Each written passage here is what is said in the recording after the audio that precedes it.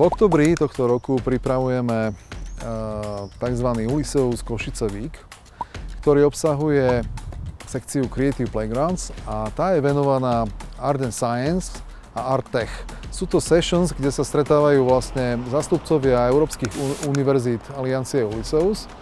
Každý z nich ponúka nejaké špecifické témy, špecifické oblasti, ktoré prezentuje.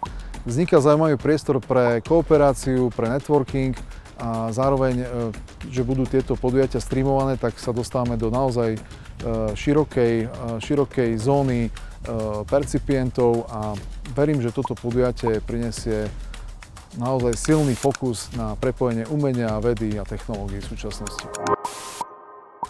Umelá inteligencia a súčasné umenie, to je téma, ktorá je veľmi dynamická a je pertraktovaná v rámci Aliancie Ulysseus s viacerými univerzitami.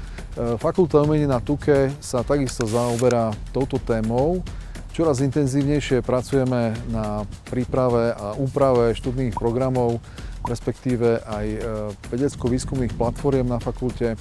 A to je vec, ktorú vlastne potrebujeme veľmi promptne riešiť, hlavne z pohľadu toho, akým spôsobom reaguje súčasné umenie na technológie a na tieto výzvy, ktoré sú prítomné.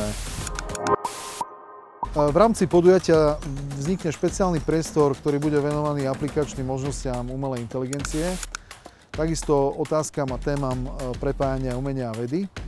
Taktiež sa nevyhneme ani sociálnym a etickým otázkam, ktoré v súčasnosti ohrozujú liberálnu demokraciu na Slovensku a v Európe. Umelecká a vedecká sloboda sú dnes vystavené mocenskému tlaku a našim cieľom je tieto hodnoty aktívne chrániť.